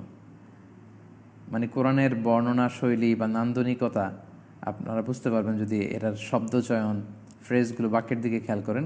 কোরআন বলছে ওয়াস্তাবাকা আল বাব, মানে ইউসুফও দৌড়াচ্ছে। খুব সংক্ষেপে ছোট ছোট বাক্য দিয়ে ঘটনাটা তুলে ধরা হয়েছে। ইউসুফও দৌড় দিল, জুলাইখাও দৌড় দিল। দেখেন দুইজনই দৌড়াচ্ছে, একজন দৌড়াচ্ছে ইমান বাঁচানোর জন্য, আরেকজন দৌড়াচ্ছে ইমান হারাবার জন্য বা অশ্লীলতা প্রচারের জন্য। ইউসুফ আলাইহিসসালাম যখন দৌড়াতে শুরু করলেন, অলৌকিকভাবে একটার পর একটা দরজার লকগুলো খুলতে আরম্ভ করলো। খুলতে খুলতে খুলতে খুলতে একেবারে শেষের দরজায় যখন ইউসুফ আলাইহিসসালাম চলে আসলেন, জুলাইখা ইউসুফ আলাইহিসসালামকে ধরে ফেললেন। পেছন থেকে ধরে টানা হেঁচড়া করে ওনার জামার পেছনের অংশ ছিঁড়ে ফেললেন। ওয়াকাদ্দাত কমিসহ, ইউসুফ আলাইহিসসালামের জামা ছিঁড়ে ফেললেন মিন দুবুর, পেছন থেকে। ও আলফাইয়া সাইয়্যিদাহা লাদাল বাব, আর ইন দ্য মিন টাইম সপ্তম দরজাটাও খুলে গেল এবং দুজনেই হঠাৎ করে দেখলেন যে সেখানে আজিজে মেসর দাঁড়িয়ে আছে, মানে জুলাইখার স্বামী। কি অবাক কাণ্ড, কি বিব্রতকর একটা পরিস্থিতি। ইউসুফ আলাইহিসসালাম হাঁপাচ্ছেন, জুলাইখার কাপড় চোপড়ের অবস্থা ভালো না। দুইজনের এরকম ধস্তাধস্তি দৌড়াদৌড়ির একটা পরিস্থিতির মধ্যে হঠাৎ সেভেন্থ ডোর যখন খুলে ফেলা হলো, তখন হঠাৎ তারা দুইজনে দেখলেন যে এখানে আজিজে মেসর দাঁড়িয়ে আছে। ইউসুফ আলাইহিসসালাম কী করবেন, জুলাইখা কী করবেন, কী বলবেন ভেবে পাচ্ছিলেন না। ঠিক এই মুহূর্তে জুলাইখা একটা ইনস্ট্যান্ট একটা নাটক সাজিয়ে ফেলল। এই পুরো পরিস্থিতির জন্য ইউসুফ আলাইহিসসালামকে দায়ী করে জুলাইখা বলতে আরম্ভ করলো, ক্বালাত মা জাযাউ মান আরাদা বি আহলিকা সুআন ইল্লা আইয়ুসজানা ওয়া আযাবুন আলীম। অর্থাৎ হে আজিজে মেসর, হে গভর্নর, হে আমার প্রিয়তম স্বামী, আপনি দেখুন এই ইউসুফ এই গহীন রাতে 7টা দরজা লক করে আমার শ্লীলতা হানির জন্য আমার ঘরে হানা দিয়েছে। নাউজুবিল্লাহি মিন যালিক। কত বড় মিথ্যাচার, কত বড় ডাহা মিথ্যা কথা। ইউসুফ আমার শ্লীলতা হানির জন্য, আমার ইজ্জত লুণ্ঠনের জন্য সে এই রাতে আমার ঘরে হানা দিয়েছে। আপনি বলেন, যাকে আমরা এইভাবে মানুষ করলাম সে আমার শ্লীলতা হানি করতে আসলো, তার কি শাস্তি হতে পারে? হয় তাকে আপনি জেলে ভরবেন, না হয় এমন কঠিন শাস্তি দেবেন যাতে অন্যরা দেখেও তাদের অন্তরাত্মা কেঁপে ওঠে। ইউসুফ আলাইহিসসালাম তো অবাক হলেন যে যেখানে জুলাইখা ইউসুফ আলাইহিসসালামের সাথে এই কুপ্রস্তাব প্ররোচনা দিয়েছিল, সেখানে জুলাইখা নিজে সেখানে সাধু সাজু শব্দ ইউসুফ আলাইসাল্লামের ঘাড়ে চাপিয়ে দিল। কলা হিয়া রাওয়াদাতনি আন নাফসি, ইউসুফ আলাইসাল্লাম বললেন আমি নির্দোষ, বরং জুলাইখা আমাকে এই কুপ্রস্তাব বা এই প্ররোচনা তার প্রতি আসক্ত করার চেষ্টা করেছে। আজিম মিসর বললেন ইউসুফ তোমার পক্ষে কোনো সাক্ষী আছে? ইউসুফ আলাইসাল্লাম বললেন না, সাক্ষী নেই। জুলাইখাকে বললেন তোমার সাক্ষী আছে? আছে। কে? তার একজন সহচর যা সবসময় থাকে। সেই সহচরকে জিজ্ঞেস করা হলো, সহচর তাই বললো যেটা জুলাইখা বলল, অর্থাৎ হ্যাঁ এখানে ইউসুফ দোষী, ইউসুফ গভীর রাতে এরকম করেছে। এখন ইউসুফ আলাইসাল্লামকে কঠিন শাস্তি দেওয়া হবে। ইউসুফ আলাইসাল্লামের কাছে কোনো উইটনেস নাই, সাক্ষী নেই, কী করবেন তিনি? তখন আল্লাহ তাআলার মেহেরবানিতে জুলাইখার এক আত্মীয় সে সাক্ষ্য দিল। এখানে দুইটা মত এসেছে, এক হচ্ছে প্রাপ্তবয়স্ক একজন লোক সাক্ষ্য দিল, সে বিচার কার্যে খুব পাকা ছিল। আরেকটা বর্ণনা এসছে যে একটা দুগ্ধপোষ্য শিশু যে বেড়াতে এসেছিল তার মায়ের সাথে জুলাইখার আত্মীয় হয়। ছোট্ট এই বাচ্চার মুখে আল্লাহ বাক শক্তি দিয়ে দিলেন। এই ছোট্ট বাচ্চা তখন সাক্ষী দিবে। ইউসুফ আলাইসাল্লাম বললেন সে হচ্ছে আমার সাক্ষী। জিব্রাইল আলাইহিসসালাম এসে বললেন ইউসুফ আপনি বলেন যে এই ছোট্ট মেয়েটি আপনার সাক্ষী। আজিজ মিসর বলল এই ছোট্ট মেয়ে আবার সাক্ষী দেবে কি করে? তখন আল্লাহ তাআলার আদেশে ওয়া শাহিদা শাহিদুম মিন আহলিহা, এই দুগ্ধপোষ্য ছোট্ট বাচ্চাটি বড়দের মতো কথা বলতে শুরু করলো। সে কিভাবে সাক্ষী দিল? কে অপরাধী? জুলাইখা অপরাধী নাকি ইউসুফ অপরাধী? ছোট্ট দুগ্ধপোষ্য বাচ্চাটি সাক্ষ্য দিল ইনকানা কমিসুহু কুদ্দা মিন কুবুলিন ফাসাদাকাত ওয়া হুয়া মিনাল কাযিবিন। এর মানে হচ্ছে এখানে কে অপরাধী এটাকে এভাবে খুঁজে বের করা যাবে। আপনি ইউসুফের জামা চেক করেন, ইউসুফের জামার সামনের অংশ যদি ছেঁড়া থাকে তাহলে জুলাইখা সত্যবাদী, ইউসুফ মিথ্যাবাদী। ওয়া ইনকানা কমিসুহু কুদ্দা মিন দুবুরিন ফাকাযাবাত ওয়া হুয়া মিনাস সাদিকিন। আর যদি ইউসুফের জামার পেছন দিক দিয়ে ছেঁড়া থাকে তাহলে জুলাইখা দোষী, ইউসুফ সত্যবাদী। সুবহানাল্লাহ, কত চমৎকার কোরআনিক পদ্ধতি অপরাধীদেরকে আইডেন্টিফাই করার জন্য। সবচেয়ে মজার ব্যাপার হচ্ছে জুলাইখার জামা কাপড়ে কোনো ছেঁড়া পড়া কিছুই ছিল না। সাইয়েদনা ইউসুফ আলাইহিসসালাম যদি জুলাইখার শ্লীলতাহানির জন্য ঘরে প্রবেশ করতেন তাহলে নিঃসন্দেহে জুলাইখার জামা কাপড় ছিঁড়ে যাওয়াটাই ছিল স্বাভাবিক, জোরাজোরির কারণে, ধস্তাধস্তির কারণে। কিন্তু সেক্ষেত্রে জুলাইখার গায়ে কোনো স্পট নেই, জামায় কোনো ছেঁড়া তো নেই, বরং ইউসুফ আলাইহিসসালামের জামা ছেঁড়া, তাও পেছন দিয়ে। এই সাক্ষী যখন এই সাক্ষ্য দিল, রাত সাক্ষী, তখন আজিজ মিসর দেখতে আরম্ভ করলো। ফালাম্মা রাআ কমিসুহু কুদ্দা মিন দুবুরিন, আজিজ মিসর খুঁজে দেখতে আরম্ভ করলো যে ইউসুফের সামনে দিক দিয়ে ছেঁড়া নয়, বরং ইউসুফ আলাইহিসসালামের জামার কোন দিক দিয়ে ছেঁড়া? পেছন দিয়ে ছেঁড়া। কারণ ইউসুফ আলাইহিসসালাম ঈমান বাঁচানোর জন্য, চরিত্র হেফাজতের জন্য দৌড়াচ্ছিলেন এবং জুলাইখা পেছন থেকে ধাওয়া করে, জোরাজোরি করে জামার পেছন থেকে টেনে ধরে ইউসুফ আলাইহিসসালামের জামা ছিঁড়ে ফেলেছিলেন। যখন আজিজ মিসর দেখলেন যে পেছন থেকে ছেঁড়া, ক্বালা ইন্নাহু মিন কাইদিকুন, তিনি বললেন হায় রে জুলাইখা, নিজে পাপ করে এটা আরেকজনের উপর চাপাতে চাচ্ছ, এটা তোমাদের চক্রান্ত। ইন্না কাইদাকুন্না আযীম, আর তোমাদের নারী জাতির চক্রান্ত ছলনা বড় ভয়ঙ্কর। কোরআনে তাহলে এই যে নারী জাতিদের চক্রান্তের কথা বলা হয়েছে, এই আয়াত দেখে আবার এটাকে জেনারেলাইজ করার সুযোগ নেই, মানে সব নারীরাই যে ছলনাময়ী, চক্রান্ত করে, ছলচাতুরের আশ্রয় নেয় সেটা নয়। নারীদের মধ্যে অনেক ভালো নারীরা আছেন, সজ্জন নারীরা আছেন। এক্ষেত্রে যারা ছলনা, ছলচাতুরির আশ্রয় নেয়, ওই সমস্ত নারীদেরকে উদ্দেশ্য করে আল্লাহ বলেছেন যে নারীদের মধ্যে একটা শ্রেণী আছে যারা এই ধরনের চক্রান্ত, পুরুষদেরকে ফাঁসানোর জন্য তাদের এই কাজে তারা খুব এক্সপার্ট। ইন্না কাইদাকুন্না আযীম, তাদের এই ষড়যন্ত্রটা খুব ভয়ঙ্কর। এটা ওই সমস্ত নারীদেরকে বোঝানো হয়েছে যারা এই সমস্ত ছলচাতুরির আশ্রয় নেয়। তাহলে কোরআনের এই খুবই প্রিসাইজ বর্ণনা থেকে আপনারা বুঝতে পারলেন যে ইউসুফ আলাইহিস সালাম নির্দোষ প্রমাণিত হলো, জুলাইখার যে অপরাধী এটা প্রমাণিত হলো। এবার আজিজ মিসর বললেন ইউসুফ আরিদ আন হাদা ওয়াস্তাগফির লিযামবিক, ইউসুফ ইগনোর দ্য ইস্যু, তুমি ব্যাপারটাকে ভুলে যাও, ইগনোর করো। আর জুলাইখাকে বললেন তুমি অপরাধী, যেটা আমি কখনো তোমার কাছে কল্পনা করিনি। আমার স্ত্রী হয়ে তুমি এই কাজ করেছ, তুমি তোমার পাপের জন্য অনুতপ্ত হও, ক্ষমা চাও। ইন্নাকি কুনতি মিনাল খাতিন, কারণ তুমি ভুল করেছো, পাপ তুমি করেছো, ইউসুফ পাপ করেনি। তাহলে ইউসুফ আলাইহিস সালামের যৌবনকালের ঘটনার একটা স্লট গেল। দেখেন, একটা নারী নিজেকে একজন পুরুষের সামনে দরজা বন্ধ করে হয়তো জামা কাপড় গা থেকে সরিয়ে নিজেকে উপস্থাপন করবে, তারপর তাদের মধ্যে এরকম একটা ঘটনা ঘটবে। এই ধরনের যৌনতা সংক্রান্ত ঘটনাগুলোকে কোরআন কতটা সুন্দর, কতটা ডিসেন্ট ওয়েতে বর্ণনা করেছেন। আপনি কোরআনের বাক্যগুলো যদি দেখেন তাহলে জাস্ট স্পেসিফিক যেটা ঘটেছিল সেটার ঘটনা প্রবাহ একটার পর একটা বলে পুরো বিষয়টা কিন্তু আল্লাহ তাআলা আমাদের সামনে তুলে ধরেছেন। এ পর্যায়ে যেটা ঘটলো, এই ঘটনা পুরো শহরের মধ্যে মানে টক অফ দ্য সিটি হয়ে গেল, যে আজিজে মেসরের স্ত্রী তার নিজের ভৃত্য ইউসুফের প্রেমে মাতোয়ারা। কানাঘুষা শুরু হয়ে গেল শহরে। এবার ওই কানাঘুষার, মিশরের অন্যান্য নারীরা যে কানাঘুষা শুরু করলো সেই ঘটনার দিকে আমরা যাচ্ছি। ওয়াকালা নিসওয়াতুন ফিল মাদিনাতি ইমরাতুল আজিজি তুরাবিদু ফাতাহা আন নাফসি। কানাঘুষা শুরু হলো যে নারীদের মধ্যে অনেকের মধ্যে এই ব্যাপারটা থাকে যে তা একটা ঘটনা তারা যদি পেয়ে যান, তারা আস্তে করে আরেকজনের কাছে পাস করেন, সেটা আরেকজনের কাছে, এভাবে পুরো শহরে ছড়িয়ে যায়। তাদের অনেকে এরকম কানাঘুষা শুরু করলো যে শুনেছ জুলাইখা তো নাকি নিজের ভৃত্য দাসের প্রেমে মাতোয়ারা, কত শাগাফাহা হুব্বা, সে ইউসুফের প্রেমে উন্মাদ হয়ে গিয়েছে। ইন্নালা নারাহা ফি দালালিন মুবিন, আমরা তাকে নিঃসন্দেহে ভ্রান্ত মনে করি, সে অত্যন্ত বড় ভুল করেছে।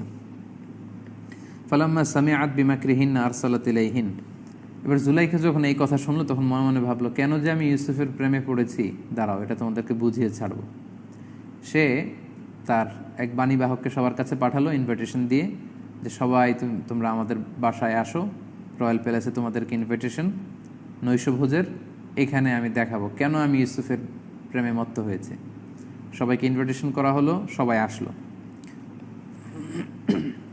ওয়া আ'তাদাত লাহুন্না মুত্তাকা, সবাইকে বসার জন্য সোফা সেট দেওয়া হলো। সোফায় তারা আরাম কাদারাতে বসলো। ওয়া আতাত কুল্লা ওয়াহিদাতিন মিনহুন্না সিক্কিনান, প্রত্যেককে ফল কাটার জন্য একটা করে ছুরি দেয়া হলো। ওয়া ক্বালাত ইখরুজ আলাইহিন, সবাই মিশরের রমণীরা গোল হয়ে বসেছে, হাতে একটা করে ছুরি আর একটা করে ফল। অনেক বর্ণায় এসেছে পর্তুগাল, যেটাকে আমরা মালটা বলি, এই টাইপের ফল। এবং তাদেরকে বললো আপনারা ফল কাটা শুরু করেন। যখন ফল কাটা শুরু করা হলো তখন হঠাৎ জুলাইখা বলল উখরুজ আলাইহিন, ইউসুফ আসো, এদের সামনে আসো। ইন দ্য মিন টাইম হঠাৎ করে ইউসুফ আলাইহিস সালাম মিশরের নারীদের সামনে আসলেন। ফালাম্মা রাআইনাহু আকবারনাহু ওয়া কাত্তা'না আইদিয়াহুন, তারা যখন ইউসুফ আলাইহিস সালামের দিকে তাকালো তারা অবাক হয়ে গেল, তাদের চোখ ছানা বড়া, যে এত সুন্দর মানুষ হতে পারে। এরকম তারা তাকিয়ে রইল। ওয়াকুলনা হাশা লিল্লাহি মা হাযা বাশারা ওয়া কাত্তা'না আইদিয়াহুন, এবং তারা তখন ইন দ্য মিন টাইম ফল কাটছিল, এবং ফল কাটতে কাটতে যখন ইউসুফ আলাইহিস সালামের চেহারার দিকে তাকালো, তারা ফল কাটতে কাটতে আর থামতে পারেনি, তারা আঙ্গুল কাটা শুরু করলো। আঙ্গুল যখন কাটা শুরু করলো, রক্ত বেরোলো। মালটা এর টক রস যখন কাটা জায়গার মধ্যে লাগলো, তাদের সম্বিত ফিরে পেল, তারা হুশ ফিরে পেল। বলতে আরম্ভ কুলনা হাশা লিল্লাহি মা হাযা বাশারা, এত সুন্দর মানুষ, এটা মানুষ না। ইন হাযা ইল্লা মালাকুন কারীম, এটা তো জ্যোতির্ময় ফেরেশতা, এটা তো বিউটিফুল অ্যাঞ্জেল, এটা ফেরেশতা হবে, এটা মানুষ হবে না, মানুষ এত সুন্দর হতে পারে না। সবাই ইউসুফ আলাইহিস সালামকে দেখে মুগ্ধ। ক্বালাত ফাযালিকুন্নাল্লাযী লুমতুন্নানি ফী, জুলাইখা বললে এবার বুঝতে পেরেছো, এই হচ্ছে ইউসুফ, দিস ইজ ইউসুফ, যার ব্যাপারে তোমরা কানাঘুষা করে পুরো শহরের মধ্যে এই স্টোরিটাকে ছড়িয়ে দিয়েছো। ওয়ালাকাদ রাওয়াতুহু আন নাফসিহি ফাস্তাআসাম, আমি তাকে প্রেমাসক্ত করতে চেয়েছি কিন্তু ফাস্তাআসাম, সে নিজেকে সংবরণ করেছে, সে আমার প্রেমে সাড়া দেয়নি। এবার জুলাইখা বলল ওয়ালা ইল্লাম ইয়াফআল মা আমুরুহু লা ইউসজানান্না ওয়া লা ইয়াকুনা মিনাস সাগীরিন। জুলাইখা তো এখনও নিজেকে সংবরণ করতে পারেনি। সে বলল আমি যা চাই এটা জোর করে আমি ইউসুফ থেকে আদায় করব, যদি ইউসুফ রাজি না হয় আমি ওকে জেলখানায় ঢুকাবো, জেলের ভাত খাওয়াবো, অপমান করে ছাড়বো। শুধু জুলাইখাই না, যে সমস্ত নারীরা ওই দিন রাতে নৈশভোজে এসে ইউসুফ আলাইহিস সালামের চেহারা সৌন্দর্য দেখে ফল কাটতে যে আঙ্গুল কেটে ফেলেছিল, এরাও ইউসুফ আলাইহিস সালামের প্রেমে পড়ে গেল। পুরা শহরের নারীরা শুধু ইউসুফ ইউসুফ, এত সৌন্দর্য আল্লাহ তাআলা ইউসুফ আলাইহিস সালামের চেহারায় ঢেলে দিয়েছিলেন। এই ফিতনার হাত থেকে বাঁচার জন্য ইউসুফ আলাইহিস সালাম আল্লাহর কাছে দোয়া করে বললেন ক্বালা রাব্বিস সিজনু আহাব্বু ইলাইয়া মিম্মা ইয়াদউনানি ইলাইহি, হে আল্লাহ, এই যে আমি যে ফিতনায় পড়ে যাচ্ছি, সবাই আমার জন্য পাগল, বিশেষ করে মিশরের রমণীরা, আপনি আমাকে বাঁচান, আপনি আমাকে এই ফিতনা থেকে, আমি জেলখানাটাকে আমার জন্য ভালো মনে করছি। হে আল্লাহ, আমি মনে করি যে জেলখানাটাই আমার জন্য বেশি উত্তম, এটাই আমার কাছে বেশি প্রিয় এই ফিতনার চেয়ে, আপনি আমাকে হেফাজত করেন। ওয়া ইল্লা তাসরিফ আন্নি কাইদাহুন্না আসবু ইলাইহিন্না ওয়া আকুম মিনাজ জাহিরিন, যদি আপনি আমাকে এই ফিতনা থেকে না বাঁচান, আমি হয়তো এই ফিতনায় পড়ে যাব এবং মূর্খোচিত আচরণ হয়তো ভুল করে ফেলবো। ফাস্তাজাবা লাহু রাব্বুহু ফাসরাফা আনহু কাইদাহুন। আল্লাহ তাআলা ইউসুফ আলাইহিস সালামের দোয়া কবুল করলেন এবং তাদের চক্রান্ত থেকে ইউসুফ আলাইহিস সালামকে বাঁচালেন। ইন্নাহু হুয়াস সামিউল আলিম, তিনি দোয়া শ্রবণ করেন, সব শোনেন, তিনি সব জানেন। সুম্মা বাদা লাহুম মিন বা'দি মা রাআউল আয়াতি লা ইয়াসজুনুন্নাহু হাত্তা হিন। মিশরের শহরাঞ্চলে যখন এই পরিস্থিতি, সব মেয়েরা ইউসুফ আলাইহিস সালামের জন্য পাগল, তখন আজিজে মিসর শহরের গণ্যমান্য ব্যক্তিদের সাথে পরামর্শ করে ভাবলেন যে এই পরিস্থিতি ট্যাকেল দিতে হলে একটাই কাজ করা যায়, ইউসুফকে জেলে ঢোকানো ছাড়া উপায় নেই। ফলে তারা ইউসুফ আলাইহিস সালামকে জেলখানায় ঢুকিয়ে দিলেন। এই শুরু হলো ইউসুফ আলাইহিস সালামের কারাবরণের কাহিনী, কিভাবে তিনি জেল খেটেছিলেন। আমরা প্রায় শুনি যে ইউসুফ আলাইহিস সালামকে এরকম মিথ্যা অপবাদ দিয়ে জুলাইখা জেলে ঢুকিয়েছিল। বর্তমান সমাজেও আপনারা এরকম দেখবেন, একটু আশেপাশে চোখ মেললে আপনারা তাকাবেন, যেরকম মিথ্যা অপবাদ দিয়ে, নারী ঘটিত কেলেঙ্কারির অভিযোগ দিয়ে অনেক সম্মানিত ব্যক্তিকেও কিন্তু আমাদের এই সময়েও অপমান করা হচ্ছে, অপদস্থ করা হচ্ছে। এবং ইউসুফ আলাইহিস সালামের কারাবরণের ইতিহাস এখান থেকে শুরু হলো। আল্লাহর নবী কুয়া থেকে আসলেন রাজপ্রাসাদে, নারীদের ফিতনা থেকে নিজেকে বাঁচার জন্য তিনি জেলখানাকে বেছে নিলেন। তাহলে আরেকটা স্লট গেল। আজকে আমরা একটা স্লটে ওনার যৌবনে জুলাইখার সাথে কি ঘটলো সেটা শুনলাম, এরপর মিশরের নারীরা কি কাহিনী ঘটালো সেটা। এবার আমরা চলে যাব ওনার কারাবরণের ইতিহাস, জেলখানায় ওনার সাথে কি ঘটেছে। ওনাকে যখন, ওই জেলখানাটা আমি নিজে দেখে এসেছি, এটা সাক্কারা আজিজিয়াতে, মিশরের বাদ্রেশিন থানা, আর জেলার নাম হচ্ছে আল জিজা। সিজনে ইউসুফ বলে ওই জায়গাটাকে। যেহেতু আমি মিশরে পড়াশোনা করেছি, 5 বছর ছিলাম, এই জেলখানাটা আমি দেখে এসেছি। তো ইউসুফ আলাইহিস সালামের কারাবরণের ইতিহাস এখান থেকে শুরু হলো। ইউসুফ আলাইহিস সালাম যখন এই জেলখানায় প্রবেশ করলেন, উনি জেলখানার চিত্র পাল্টে দিলেন।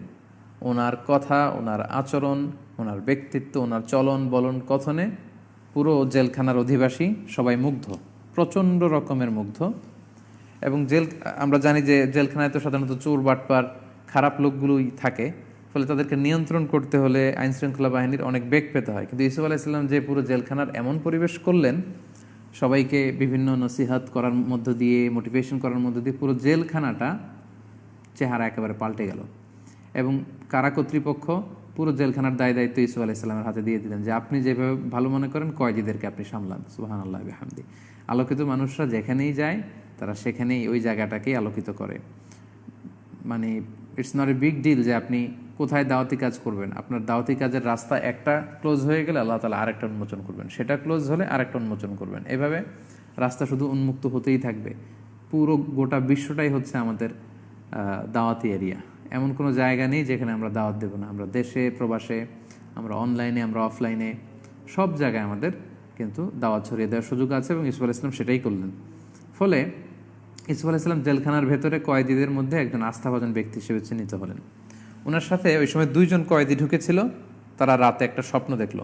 2 জন 2টা স্বপ্ন দেখে তারা ভাবলো যে ইউসুফ আলাইহিস সালাম নিশ্চয়ই অনেক সদাচারী লোক, আমরা স্বপ্নের কথা তার কাছে যেয়ে বলি। ও দাখালা মাআহু সিজনা ফাতায়ান, 2 জন যুবক ইউসুফ আলাইহিস সালামের সাথে জেলখানায় কয়েদি হিসেবে এসেছিল। ক্বালা আহাদুহুমা, তাদের একজন বলল, ইন্নী আরানি আ'সিরু খামরা, আমি স্বপ্নে দেখেছি যে আমি আঙ্গুরের রস নিংড়িয়ে এটা রসগুলোকে প্রিজার্ভ করে মদ বানাচ্ছি, এটা আমি স্বপ্নে দেখেছি। ওয়াকাল আল আখরু ইন্নী আরানি আহমিলু ফাওকা রাসি খুবজান তাকুলু তায়রু মিন, আরেকজন বলল আমি স্বপ্নে দেখেছি যে আমি মাথার মধ্যে ঝুড়িতে করে রুটি নিয়ে যাচ্ছি, আর পাখি এসে ওই রুটিগুলো ঠুকরে ঠুকরে খাচ্ছে। নাব্বিনা বিতাআবিলি, স্বপ্নের ব্যাখ্যা আপনি করে দেন। ইন্না নারাকা মিনাল মুহসিনিন, আমরা আপনাকে সদাচারী সজ্জন লোক মনে করি। সুবহানাল্লাহ বিহামদি। দেখেন, ভালো মানুষের তার কাজের মাধ্যমে সে কিন্তু অন্যান্য লোকদের মধ্যে প্রভাব বিস্তার করে, ইনফ্লুয়েন্স করে এবং তারা আস্থার একটা জায়গায় পৌঁছে যায়। তারা দেখতো যে ইউসুফ আলাইহিস সালামের যে ভালো লোকের জেলখানায় কেউ নেই। তারা 2 জন যে তাদের স্বপ্নের কথা বলে, একজন স্বপ্নে দেখেছে কি যে আমি আঙ্গুর চিপে রস দিয়ে মদ বানাচ্ছি, আরেকজন বলল আমি মাথায় করে রুটি নিয়ে যাচ্ছি ঝুড়িতে, দেখলাম পাখি এসে ঠুকরে ঠুকরে খাচ্ছে, আপনি ব্যাখ্যা করে দিন, এর ব্যাখ্যা কি? ইউসুফ আলাইহিস সালাম দেখলেন এই তো সুযোগ, তারা আমার প্রতি আস্থা ফিল করছে, এখন যদি আমি দাওয়াতি কাজ করি এটা অনেক কাজে দিবে। ইউসুফ আলাইহিস সালাম তখন বললেন, ঠিক আছে, আমি তোমাদেরকে স্বপ্নের ব্যাখ্যা করে দিব, তোমাদেরকে কিছুক্ষণ পরে যে খাবার দেয়া হবে ওই খাবার দেওয়ার আগেই স্বপ্নের ব্যাখ্যা করে দিব, তার আগে কিছু কথা শোনো। তখন জেলখানার কয়েদিরা সবাই ইউসুফ আলাইসাল্লামকে ঘিরে বসলেন। ইউসুফ আলাইসাল্লাম তখন বলতে আরম্ভ করলেন। ইউসুফ আলাইসাল্লাম দেখলেন যে এটা একটা চমৎকার সময়, কারণ সময়, সুযোগ এবং পরিস্থিতি অনুযায়ী কিন্তু দাওয়াতি মেসেজগুলো দিতে হয়। ইউসুফ আলাইসাল্লাম বুঝলেন যে আমার এতদিনের কাজের মধ্য দিয়ে আমি জেলখানার কয়েদিদের মধ্যে যে আস্থা পেয়েছি, এটাই হচ্ছে সুযোগ। This is the right time to give দাওয়া and messages of Islam to the prisoners. এই কয়েদিদের মধ্যে দাওয়াত দেওয়ার এটাই রাইট টাইম। এবার তিনি বলতে শুরু করলেন সবাইকে নিয়ে বসে, বললেন যে খাবার আসার আগে আমি তোমাদের স্বপ্নের ব্যাখ্যা করে দিচ্ছি। আমি যে স্বপ্নের ব্যাখ্যাটা করে দিচ্ছি এটা জ্যোতিষ বাবা, গণক বাবা, সাধু বাবারা যেরকম বলে, যেটা সত্য হতে পারে, মিথ্যা হতে পারে, এরকম ফালতু কথা আমারটা না। যালিকুমা মিম্মা আল্লামানি রব্বি, এই স্বপ্নের ব্যাখ্যা করার যোগ্যতা আল্লাহ তাআলা আমাকে শিক্ষা দিয়েছেন। তার মানে তিনি স্বপ্নের যে ব্যাখ্যা করবেন, এই ব্যাখ্যাটা কোত্থেকে জানলেন? এটা রুট তিনি বোঝাচ্ছেন যে এটা আল্লাহর কাছ থেকে আমি শিখেছি, জানতে পেরেছি, আল্লাহ আমাকে শিক্ষা দিয়েছেন। আমারটা জ্যোতিষ বাবা, গণক বাবাদের মতো আন্দাজে ঢিল মারার মতো না, এবং আমি যেটা ব্যাখ্যা করবো সেটা হবে। এবার আমার মিশন তোমরা শোনো, আমার ভিশন তোমরা শোনো, আমার পরিচয় তোমরা শোনো। ইন্নী তারাকতু মিল্লাতা কওমিন লা ইউমিনুনা বিল্লাহি ওয়া হুম বিল আখিরাতি হুম কাফিরুন। তিনি বললেন যে যারা আল্লাহয় বিশ্বাস করে না, আখিরাতে বিশ্বাস করে না, আমি তাদের সাথী নই, আমি তাদের সাথে নেই, তাদের সাথে আমার কোনো সম্পর্ক নেই, আমি তাদের থেকে মুক্ত। তখন সবার প্রশ্ন, তাহলে আপনি কিসের ইবাদত করেন? এর প্রেক্ষাপটের কারণ হচ্ছে মিশরে তখন মূর্তির পূজা চলতো। তারা আমুন দেবতার ইবাদত করত, পাথর দিয়ে বানানো মূর্তি, অর্থাৎ তারা ছিল পৌত্তলিক, তারা সবাই শিরকি ধর্মে বিশ্বাসী ছিল। তখন সবাই বললো, তাহলে আপনি কার ইবাদত করেন? ইউসুফ আলাইহিস সালাম দেখলেন এটাই তো সুযোগ, এখনই তো তাওহীদের বীজ তাদের হৃদয়ে বপন করে দিতে হবে। তিনি বলতে আরম্ভ করলেন, ওয়াত্তাবা'তু মিল্লাতা আবাই ইব্রাহিম ওয়া ইসহাক ওয়া ইয়াকুব, আমি আমার পূর্বপুরুষ ইব্রাহিম, ইসহাক, ইয়াকুব তাদের ধর্ম অনুসরণ করি। আমরা বলেছিলাম ইউসুফ আলাইহিস সালাম যেন তেন ফ্যামিলিতে আসেননি, নবী ফ্যামিলিতে এসেছেন। উনি নবী, ওনার বাবা ইয়াকুব নবী, তার দাদা ইসহাক নবী, তার পর দাদা ইব্রাহিম নবী। তিনি এই চেইনটা বললেন যে আমাদের সিলসিলা হচ্ছে এরকম, আমি তারা যে একত্ববাদের ধর্ম প্রচার করেছেন এটার অনুসরণ করি। মা কানা লানা আন নুশরিকা বিল্লাহি মিন শাই, আল্লাহর পরিচয় দিচ্ছেন যে আমাদের জন্য শোভনীয় নয় যে আমরা আল্লাহর সাথে কাউকে শরীক করব। যালিকা মিন ফাদলিল্লাহি আলাইনা ওয়া আলান নাস, এবং এটা আমাদের জন্য একটা অনুগ্রহ যে আল্লাহ তাআলা আমাদেরকে শুধু তারই দাস বানিয়েছেন, আল্লাহ ছাড়া অন্য কারো দাস তিনি আমাদের বানাননি। কিন্তু ওয়ালাকিন্না আকসারান নাসি লা ইয়াশকুরুন, বেশিরভাগ মানুষ এটা শুকরিয়া করে না। মানে আমরা যে আল্লাহর দাস হতে পেরেছি এটা কিন্তু শুকরিয়া করার বিষয়। কারণ আমরা যদি আল্লাহর দাস না হয়ে অনেক কিছুর ইবাদত করতাম যারা আসলে অরিজিনালি গড না, সৃষ্টিকর্তা না, তাহলে এটা ছিল একটা বোকামি। বরং আমরা সেই বোকামির পথে পা না বাড়িয়ে আমরা সত্যের পথে আছি, ফলে আমরা আল্লাহ তাআলার কাছে শুকরিয়া করতে হবে।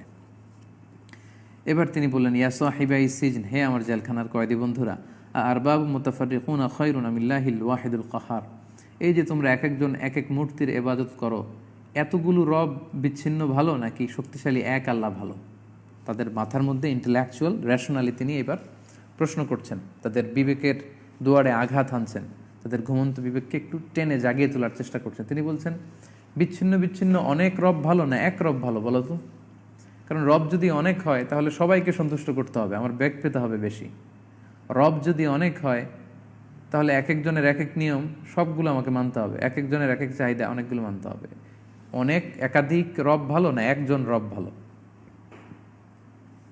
আমি যদি 10 জনের আন্ডারে কর্মচারী হয় তাহলে 10 জনের কাজ করতে হবে, আর আমার মালিক যদি একজন হয় তাহলে তার যে অর্ডার সেটা পালন করলে হয়ে যাচ্ছে। এইভাবে তিনি যুক্তির আলোকে বোঝাতে চাইলেন। এবার তিনি সমালোচনা করলেন যে তোমরা যে পৌত্তলিকতা করো, মা তা'বুদুনা মিন দুনিহি ইল্লা আসমাআন সাম্মাইতুমুহা আনতুম ওয়া আবাউকুম, তোমরা যে মূর্তির পূজা করো, এই মূর্তিগুলোর যে তোমরা নাম দিয়েছো, লাত, মানাত, উজ্জা, এই যে আমুন খোদা তোমরা বলো, এইগুলো তোমরাই নাম দিয়েছো, এগুলো আসলে রবের নাম নয়, তোমরা তোমাদের পিতৃপুরুষরা এগুলোর নামকরণ করেছো। মা আনজালাল্লাহু বিহা মিন সুলতান, এর পক্ষে আল্লাহ তাআলা কোনো দলিল নাজিল করেননি, এর পক্ষে কোনো এভিডেন্স নেই এটা সত্যতার ব্যাপারে। ইনিল হুকমু ইল্লা লিল্লাহ, বরং শরীয়ত হবে, বিধান হবে, আইন হবে আল্লাহর দেয়া আইন অনুযায়ী, আল্লাহই এই হুকুম পরিচালনা করেন। আমারা আল্লাহ তা'বুদু ইল্লা ইয়্যাহ, আর তার প্রথম আইন হচ্ছে কি, ফার্স্ট অ্যান্ড ফরমোস্ট হচ্ছে আল্লাহ ছাড়া কারো ইবাদত করা যাবে না। তার মানে তাওহীদ কি আর শিরক কি, এই দুইটার মধ্যে পার্থক্য কি তিনি খুব সংক্ষেপে কিন্তু জেলখানার কয়েদিদের মধ্যে মেসেজ দিয়ে দিলেন অলরেডি। যালিকা দ্বীনুল কাইয়্যিম, এটাই হচ্ছে শাশ্বত ধর্ম। ওয়ালাকিন্না আকসারান নাসি লা ইয়ালামুন, বেশিরভাগ মানুষই জানে না। এবার সবাই যখন আস্থা ফিরে পেল, তাদের অনেকে ইমানের ঘোষণা দিতে শুরু করলো, এবং যেই দুজন স্বপ্নের ব্যাখ্যা জানতে চেয়েছিল তারাও ইমানের ঘোষণা দিচ্ছে। তখন তিনি স্বপ্নের ব্যাখ্যা করে দিলেন, বললেন, ইয়া সাহিবা ইসজিনি আম্মা আহাদুকুমা ফায়াসকি রাব্বাহু খামরা ওয়া আম্মাল আখারু ফায়ুসলাবু ফাতাআকুলু তায়রু মির রাসি কুদিয়াল আমরুল্লাযী ফিহি তাস্তাফতিয়ান। এবার তোমাদের স্বপ্নের ব্যাখ্যা শোনো। যে স্বপ্নে দেখেছো আঙ্গুরের রস বের করে মদ বানাচ্ছ, সে কিছুদিনের মধ্যে জেলখানা থেকে মুক্তি পাবে, এবং রাজা তাকে তার আগের চাকরিতে বলবৎ রাখবে। তার চাকরি ছিল, সে মদ প্রস্তুত করার যে কোম্পানি, এটার প্রধান ছিল, সে রাজাকে সাকিল মালিক, শরাব খাওয়াতো। ইসুফ আলাইহিস সালাম বললেন, তুমি মুক্তি পাবে এবং তুমি আগের পদে বহাল থাকবে। আর যে দেখেছো মাথায় রুটির ঝুড়ি নিয়ে যাচ্ছ, পাখি ঠোকরে খাচ্ছে, তাকে শুলে চড়ানো হবে, তার মৃত্যুদণ্ডাদেশ দেয়া হবে। এটার কারণ কি, ব্যাকগ্রাউন্ড, এগুলো অনেক লম্বা ঘটনা, যেগুলো আমাদের কোরআন সুন্নাতে নেই, বাইবেলে, তালমুদে, জিউস অ্যান্ড ক্রিশ্চিয়ান ট্রেডিশনে আছে। আমরা খুব প্রয়োজন না হলে সেই সমস্ত রেফারেন্সগুলো খুব একটা বর্ণনা করি না। আমরা কোরআনের যে ধারাবাহিকতা, সেটাই বর্ণনা করছি। এবং আমি যেই ব্যাখ্যা করে দিলাম এটাই হবে, এবং তাই ঘটল। কিছুদিন পরে একজনকে শুলে চড়ানো হলো, আরেকজনকে মুক্তি দেয়া হবে। যাকে মুক্তি দেয়া হবে, এবার ইসুফ আলাইহিস সালাম তাকে বলল, কি বলল, ওয়াকালা লিল্লাযী যান্না আন্নাহু নাজিম মিনহুমা উযকুরনি ইনদা রাব্বিক। যে মুক্তি পেয়ে যাচ্ছে, বিদায় নেওয়ার সময় ইসুফ আলাইহিস সালাম বলল, তুমি রাজার কাছে যে বলো, ইউসুফ নামে আমি একজন এরকম জেলখানায় বন্দি আছি, আমার পুরো ব্যাপারটা রাজার কাছে তুমি বলবে। এবং সে বলল, ঠিক আছে, আমি যেহেতু মুক্তি পাচ্ছি, আমি রাজার কাছে যেয়ে আপনার কথা বলবো। কিন্তু ফানসাহু শায়তান যিকরা রাব্বিহি, সে জেলখানা থেকে মুক্তি পেয়ে রাজার কাছে যে ইসুফ আলাইহিস সালামের কথা পৌঁছাবে, এটা বলতে সে ভুলে গেল। কোরআন বলছে যে শয়তান তাকে ভুলিয়ে দিল। ফালাবিসা ফিস সিজনি বিদআ সিনিন, ফলে ইসুফ আলাইহিস সালামকে আরও অনেক বছর, আরও কিছু বছর জেলখানায় কাটাতে হলো। কত বছর উনি জেলখানায় ছিলেন সুস্পষ্ট কোনো বর্ণনা আমাদের কাছে নেই। কোনো কোনো মুফাসসির বলেছেন 10 বছর, কেউ বলেছেন 12 বছর, কেউ বলেছেন 14 বছর। তাহলে ইসুফ আলাইহিস সালামের বরণের কারাবাসের ডিউরেশন আরও বেড়ে গেল, যেহেতু সে যে রাজার কাছে বলতে পারলো না। আরেকটা স্লট গেল ওনার যৌবনের। এবার আমরা শুনবো যে রাজা একটা স্বপ্ন দেখেছিল, মিশরের তৎকালীন রাজা, যখন ইউসুফ আলাইহিস সালাম জেলখানার ভেতরে বন্দী। রাজা কি স্বপ্ন দেখেছিল আমরা সেটা এবার শুনবো। ওয়াকাল আল মালিকু ইন্নী আরা সাবআ বাকারাতিন সিমানিন ইয়াকুলুহুন্না সাবউন ইজাফ ওয়া সাবআ সুমবুলাতিন খুদরিন ওয়া উখরা ইয়াবিসাত। ঠিক ওই সময়টাতে হঠাৎ মিশরের রাজা একটা অবাক স্বপ্ন দেখলো। স্বপ্নটা কি? তিনি স্বপ্নে দেখলেন 60টা মোটা তাজা গরু, খুবই শক্তিশালী মোটা তাজা গরু, যাদেরকে 60টা চিকন জীর্ণশীর্ণ গরু এসে গিলে খেয়ে ফেলছে। নীল নদের ভেতর থেকে উঠে চিকন জীর্ণশীর্ণ 7টা গরু, 7টা মোটা গরুকে গিলে খেয়ে ফেলছে। এটা দেখলো স্বপ্নে। আবার স্বপ্নে তিনি দেখেছেন 7টা সবুজ গমের শীষ। আবার কিছুক্ষণ পরে দেখলেন 7টা শুকনো গমের শীষ। তাহলে এইগুলো হচ্ছে স্বপ্নের এলিমেন্টস। তিনি দেখলেন যে 7টা চিকন দুর্বল গরু 7টা মোটা গরুকে খেয়ে ফেলছে। আবার দেখলেন 7টা গমের সবুজ শীষ, আবার 7টা জীর্ণশীর্ণ শীষ। দেখে তিনি অদ্ভুত স্বপ্ন দেখে ঘুম থেকে উঠলেন। উঠে রাজ্যের গণ্যমান্য সবাইকে ডেকে বললেন, ইয়া আইয়ুহাল মালাউ আফতুনি ফি রুইয়া ইন কুনতুম লিররুইয়া তা'বুরুন। তোমরা স্বপ্নের ব্যাখ্যা আমাকে শোনাও, যদি তোমরা সত্যি স্বপ্নের ব্যাখ্যা করতে পারো। মালামানি হচ্ছে সভাসদবর্গ, অর্থাৎ ওনার সেনাপতি উজিন, নাজির, কাহানাতুল মা'বাদ, পাদ্রীরা সবাইকে ডেকে বলল, আমি এরকম স্বপ্ন দেখেছি, এর ব্যাখ্যা কি? কিন্তু কেউই এই স্বপ্নের ব্যাখ্যা দিতে পারল না। তিনি তাদেরকে সময় দিলেন, সময়ের পর সময় যাচ্ছে, কিন্তু ব্যাখ্যা দিতে পারছে না। তারা কি বলল? ক্বালু আদগাসু আহলাম। তারা বললো এটা অলীক স্বপ্ন, অর্থহীন স্বপ্ন, দুঃস্বপ্ন, আপনার এইটার কোনো অর্থ নাই। ওমা নাহনু বিতা'ওয়িলিল আহলামি বিআলিমিন। আর আমরা স্বপ্নের ব্যাখ্যা করতে পারি, কিন্তু যেটা দুঃস্বপ্ন সেটার ব্যাখ্যা আমরা করতে পারি না। পুরো মিশর জুড়ে রাজার এই স্বপ্ন নিয়ে কথাবার্তা শুরু হলো। কেউ এই স্বপ্নের ব্যাখ্যা করতে পারে না, কেউ পারে না। ঠিক ওই মুহূর্তে ইউসুফ আলাইহিস সালামের জেলখানার সাথী যে মুক্তি পেয়ে রাজার শরাব পানের দায়িত্বে এসেছিল, হঠাৎ করে অনেক বছর পর তার মাথায় ওই কথাটা ফিরে আসলো, হায় রে, ইউসুফ না আমাকে বলেছিল যে তার কথা যেন আমি রাজার কাছে এসে বলি। তখন সে যে রাজাকে বলল যে ইউসুফ নামে একজন লোক আছে জেলখানায়, আপনার জেলখানায় বন্দি, সে এই স্বপ্নের ব্যাখ্যা করতে পারবে। আমরা যখন জেলে ছিলাম আমি স্বপ্ন দেখেছিলাম, আমার স্বপ্নের ব্যাখ্যা করেছে, সেটা ফলেছে। আরেকজন স্বপ্ন দেখেছে, তারও স্বপ্নের ব্যাখ্যা হুবহু ফলেছে। সো পুরা মিশরে কেউ যদি এর ব্যাখ্যা করতে নাও পারে, এই ইউসুফ পারবে। রাজা তো শুনে অবাক, তাই নাকি? কে এই ইউসুফ যে স্বপ্নের ব্যাপারে এত পারদর্শী? রাজা বললেন, যাও নিয়ে আসো একে। অকল আল্লাযী নাজা মিনহুমা, স্মরণ হলো এবং সে বলল, আনা উনাব্বিউকুম বিতা'ওয়িলিহি ফারসিলুন, আমাকে পাঠান, আমি এই স্বপ্নের ব্যাখ্যা ইউসুফ থেকে জেনে এসে আপনাকে শোনাবো। রাজা তাকে পাঠালেন। সে জেলখানে যেয়ে বলল, ইউসুফ আইয়ুহা সিদ্দিক, হে সত্যবাদী ইউসুফ, তুমি স্বপ্নের ব্যাখ্যা করে দাও। ইউসুফ আলাইহিস সালাম বললেন, কি স্বপ্ন? তখন সে পুরোটা বলতে আরম্ভ করলো, আফতিনা ফি সাব'i বাকারাতিন সিমানিন ইয়াকুলুহুন্না সাব'উন ইজাফ ওয়া সাব'i সুম্বুলাতিন খুদরিন ওয়া উখরা ইয়াবিসাত, যে 7টা দুর্বল গরু 7টা সবল গরুকে গিলে খেয়ে ফেলেছে, আর 7টা সবুজ গমের শীষ আর 7টা শুকনো গমের শীষ। আমাদের মিশরের রাজা এই স্বপ্ন দেখেছেন, এর মানে কি? এটার ইন্টারপ্রিটেশন কি? এটার ব্যাখ্যা কি বলো। তখন লাআল্লি আরজিউ ইলান নাস লাআল্লাহুম ইয়ালামুন, আমি এটা নিয়ে লোকদেরকে বললে তারা বুঝতে পারবে যে আসলে তুমি স্বপ্নের ব্যাখ্যা সুন্দর করতে পারো এবং এটাই স্বপ্নের ব্যাখ্যা। তখন ইউসুফ আলাইহিস সালাম আল্লাহ তাআলার প্রদত্ত সেই জ্ঞানের আলোকে রাজার এই স্বপ্নের ব্যাখ্যা করে দিলেন। কি বললেন তিনি? ইউসুফ আলাইহিস সালাম বেসিকলি বললেন যে আমি ভয়াবহ একটা দুর্ভিক্ষের আশঙ্কা করছি মিশরে। এই স্বপ্নের মূল কথা হচ্ছে মিশরে একটা ভয়াবহ দুর্ভিক্ষের পূর্বাভাস আমি তোমাদেরকে দিচ্ছি। কি করতে হবে সেটা শোনো। তিনি বললেন, ক্বালা তাজরাউনা সাব'a সিনিনা দা'বা, আগামী 7 বছর তোমরা লাগাতার চাষাবাদ করবে। ফামা হাসাদতুম ফাযারুহু ফি সুম্বুলি, এই চাষ ঘরে ওঠানোর সময় যা নিয়ে আসবে শীষের মধ্যেই শীষ সহ ফসল রেখে দিবে, যাতে না পচে, পোকা না ধরে। ইল্লা কলিলাম মিম্মা তাকুলুন, যতটুকু লাগে অল্প খাবে। এই 7 বছরের পরে সুম্মা ইয়াতি মিন বা'দি যালিকা সাব'উন শিদাদ, এরপরে 7 বছর আসবে প্রচণ্ড খরা, দুর্ভিক্ষের 7টা বছর আসবে। ইয়াকুলনা মা কদ্দামতুম লাহুন্না, তখন লোকেরা যেগুলো জমা রেখেছিল সেটা খাবে। ওয়া কলিলাম মিম্মা তুহসিনুন, আর অল্পই তোমরা জমাবে। সুম্মা ইয়াতি মিন বা'দি যালিকা আমুন, তাহলে 7 7 14 বছরের ঘটনা গেল। 15তম বছরে এমন একটা সময় আসবে, আমুন ফিহি ইউগাসুন নাস, তখন প্রচণ্ড মুষলধারে বৃষ্টি হবে গোটা মিশর জুড়ে। বৃষ্টির পানিতে সয়লাভ হয়ে তোমাদের জমিগুলো উর্বর হয়ে উঠবে, ফসল হবে, সবুজ শ্যামলে ভরপুর হয়ে যাবে, আঙ্গুর হবে, আঙ্গুরের রস দিয়ে তোমরা শরাব বানাবে, তারপর জাইতুনের ভেতরে টসটসে রস দিয়ে তোমরা তেল বানাবে, তোমাদের ছাগল, ভেড়া, গাভী, উটগুলো ওলান ভর্তি হয়ে দুধ দিবে, মানে পুরো মিশরব্যাপী অফিহি ইয়াসিরুন, তারা সিক্ত হয়ে যাবে এবং এই বরকত তারা পাবে। এই কথা শুনে সে তো অবাক।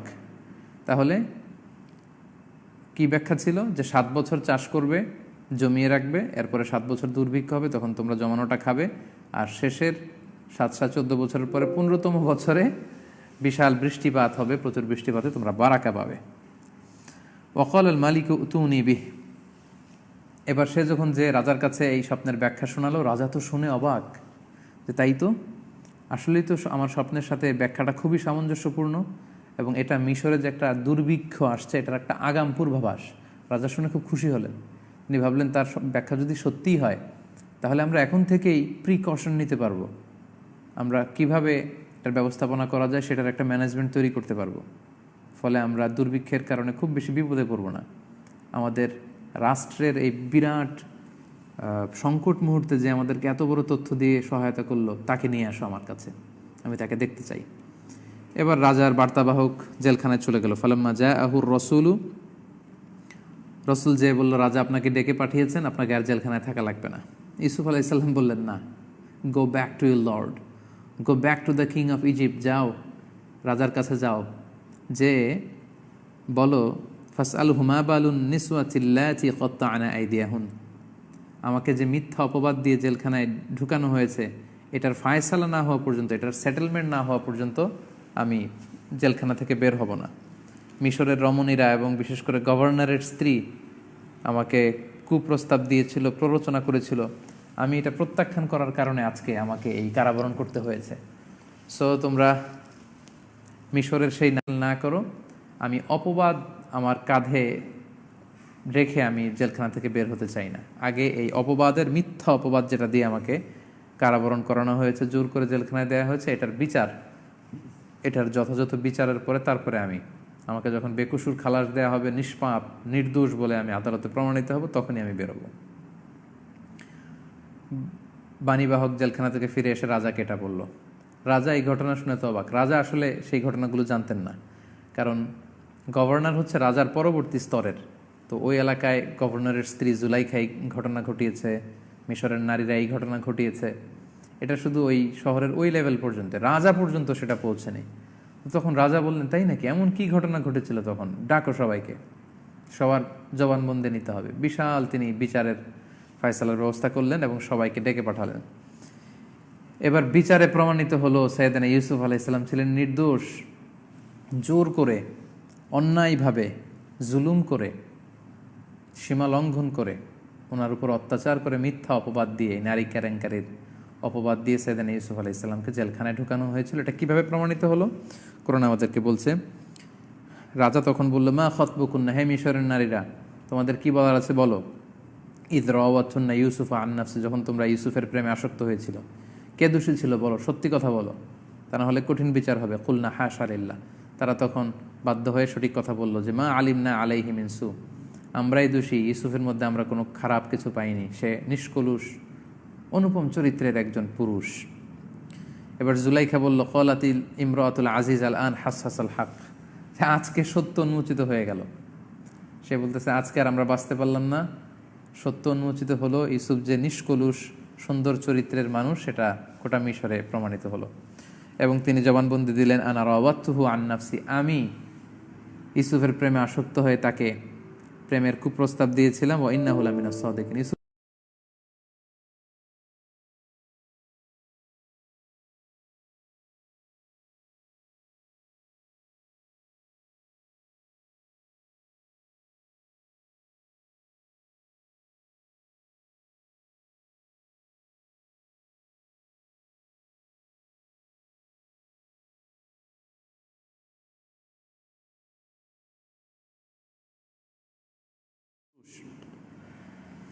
ইউসুফ আলাইহিস সালাম বললেন, যালিক, পবিত্র বলে ঘোষণা দিচ্ছি না, আমি নিজের সাফাই গাচ্ছি না। ইন্নান নাফসালা আম্মারাতুম বিসু, নাফসে আম্মারা মানুষকে পাপের দিকেই ডাকে। ইল্লা মা রাহিমা রাব্বি, আমার রব আমাকে রহম করে বাঁচিয়েছেন। রব যদি সেক্ষেত্রে রহমত না করেন, বাঁচার কোনো সুযোগ নেই। ইন্না রাব্বি গফুরুর রহিম, আমার রব তিনি হচ্ছেন ক্ষমাশীল, মেহেরবান। এই যে আমাদের নাফস, এটার 3 ধরনের ইন্সপায়ারেশন আছে। একটা হচ্ছে নাফসে আম্মারা, আল্লাহ তাআলা আমাদের ভেতরে নাফস দিয়েছেন, প্রবণতা বা প্রবৃত্তি, এটা 3 ধরনের। একটা হচ্ছে আম্মারা, শুধু খারাপ দিকেই ডাকে, খারাপ দিকে এটা ইন্সপায়ার করে। আরেকটা হচ্ছে লাওয়ামা, এটা ভালোও করে খারাপও করে। আরেকটা হচ্ছে মুতমাইন, এটা শুধু ভালো দিকে, এটার ইনক্লিনেশন, ইন্সপায়ারেশনটা শুধু ভালো দিকে, এর খারাপ কোনো ইন্সপায়ারেশন নেই। তাহলে আল্লাহ তাআলা সাইয়েদনা ইউসুফ আলাইহিস সালাম যে নির্দোষ, নিষ্কলুষ, অনুপম চরিত্রের অধিকারী, এটা প্রমাণিত করলেন। এবার মিশরের রাজা সাইয়েদনা ইউসুফ আলাইহিস সালামকে রাজ সংবর্ধনা দিয়ে, লাল গালিচার ওয়েল রিসেপশন দিয়ে জেলখানা থেকে মুক্ত করে নিয়ে আসলেন সংবর্ধনা দিয়ে, এবং বললেন, অকাল মালিক তুনি বিহি আস্তাখলিসহু লিনাফসি, ইউসুফকে নিয়ে এসো, আমি আমার ডান হাত বানাবো ইউসুফকে, আমার সহচর, আমার সবচেয়ে কাছের লোক বানাবো। ফালাম্মা কাল্লামাহু, ইউসুফ আলাইহিস সালামকে সংবর্ধনা দিয়ে যখন জেল থেকে মুক্ত করা হলো, নিয়ে আসা হলো, রাজা তার সাথে কথা বললেন এবং বললেন, কলা ইন্নাকাল ইয়াউমা লাদাইনা মাকিনুন আমিন, হে ইউসুফ, লাদাইনা মাকিন, আপনার এখন অনেক মর্যাদা আমাদের সামনে, আপনি এই গোটা রাজ্যকে দুর্ভিক্ষের কবল থেকে বাঁচানোর পরিকল্পনা আমাদেরকে বাতলে দিয়েছেন, এবং আমিন, আপনি হচ্ছেন বিশ্বস্ত, ট্রাস্টওয়ার্দি পার্সোনালিটি অ্যামং আস। 2টা কথা বললেন। মাকিন মানে আপনার স্থান মর্যাদা আমাদের কাছে এখন অনেক উঁচু, আপনি যেই স্থানে বসতে চান আমরা আপনাকে বসাবো। আর হচ্ছে আমিন, আপনি হচ্ছেন আমিন মানে বিশ্বস্ত। সো যারা জুলুমের শিকার, যারা অত্যাচারের শিকার, যারা সীমালঙ্ঘনের শিকার, তারা শুধু ধৈর্যের পরীক্ষাটা দিয়ে যাওয়া উচিত এবং আল্লাহ তাআলার উপর পূর্ণ ভরসা রাখা উচিত এবং ইউসুফ আলাইসাল্লামের এই জীবনী থেকে মোটিভেশন নেওয়া উচিত। ইউসুফ আলাইসাল্লাম 10 বছর 14 বছরের লম্বা সময় শেষেও কিন্তু আল্লাহ তাআলা মুক্ত করে এরকম সম্মানসূচক একটা জায়গায় নিয়ে আসবার ব্যবস্থা করেছিলেন। এবার ইউসুফ আলাইসাল্লাম বললেন, রাজা বললেন, আপনাকে কোন পদে অধিষ্ঠিত করলে আপনি খুশি হবেন? ইউসুফ আলাইসাল্লাম বললেন, কলা ইজআলনি আলা খাজাইনিল আরদ, এই জমিনের বন্দোবস্ত মানে ফসল ফলানো, এগুলো কেনা বেচা সংরক্ষণ করা, যেটাকে ফিনান্স মিনিস্ট্রি বলে, make me the finance minister of Egypt, আপনি আমাকে অর্থ মন্ত্রণালয়ের দায়িত্ব দিন, কারণ ইন্নি হাফিদুন আলিম। ইউসুফ আলাইসাল্লাম বললেন, আমি হচ্ছি হাফিজ মানে সংরক্ষণকারী, আমি ভালো প্রিজার্ভ করতে পারবো। আসন্ন দুর্ভিক্ষকে মোকাবেলায় আল্লাহ তাআলা আমাকে যে জ্ঞান দিয়েছেন সেটার আলোকে আমি খাদ্য গুদামজাত করতে পারবো, জনগণের মধ্যে সুষম বন্টন করতে পারবো এবং ইনশাআল্লাহুল আজিজ আমি এই দুর্ভিক্ষের সময়কালে খাদ্যের সুষম সঠিক বন্টন আমি করতে পারবো মিশরের জনগণের মধ্যে। এবং আলিম, এটা এমনি মন গড়া বলে ফেলছি না, আমার যোগ্যতা আছে, আমি এ ব্যাপারে জানি, how to distribute the food among the citizen of Egypt. আপনি আমাকে খাজাইনুল আরদ ফিনান্স মিনিস্টারের দায়িত্ব দেন। সুবহানাল্লাহি বিহামদি। জেলখানা থেকে আল্লাহ উঠিয়ে এনে finance minister, second position of Egypt, রাজার পরপরই এই স্থানগুলো।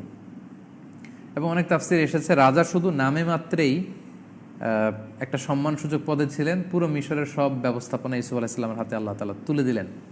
আল্লাহ বলেন, ওয়াকাযালিকা মাক্কান্না লিইউসুফা ফিল আরদ, এভাবেই আমি ইউসুফকে জমিনে সেটেল করেছি, প্রতিষ্ঠিত করেছি। ভাইয়েরা হত্যার ষড়যন্ত্র করে কুয়ায় ফেলেছে, কুয়া থেকে তুলে আমি রাজপ্রাসাদে, সেখানে তিনি পরীক্ষার সম্মুখীন হয়েছেন, পরীক্ষায় উত্তীর্ণ হয়ে জেলখানায় গিয়েছেন, সেখানে পরীক্ষায় উত্তীর্ণ হয়েছেন।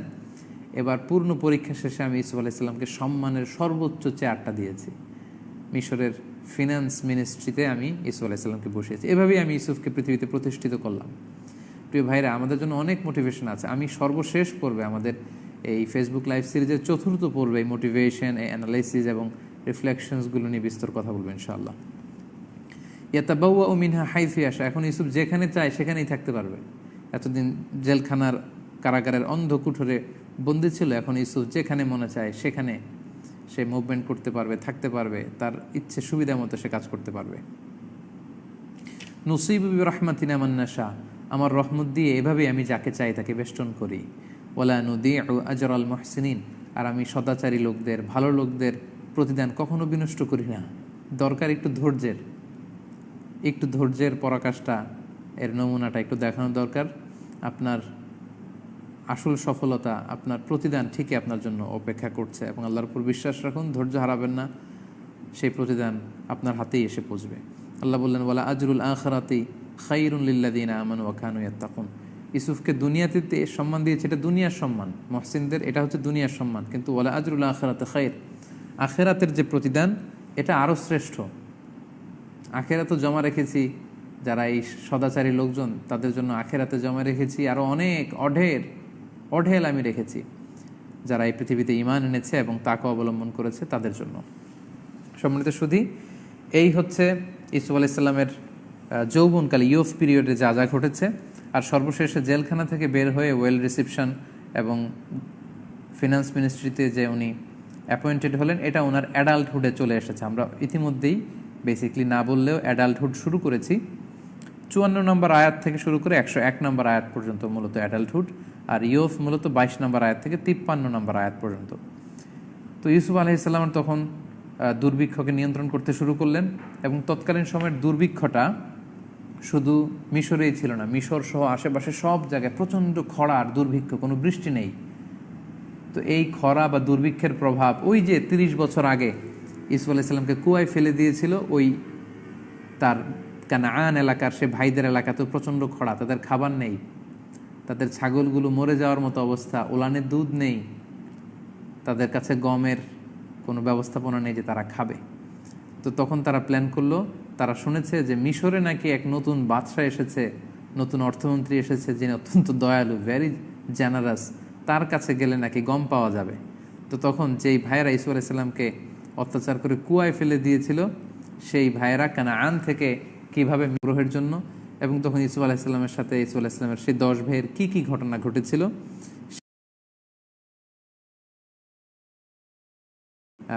আগামী শুক্রবারের এই লাইভ সেশনটিতে আলোচনা করব।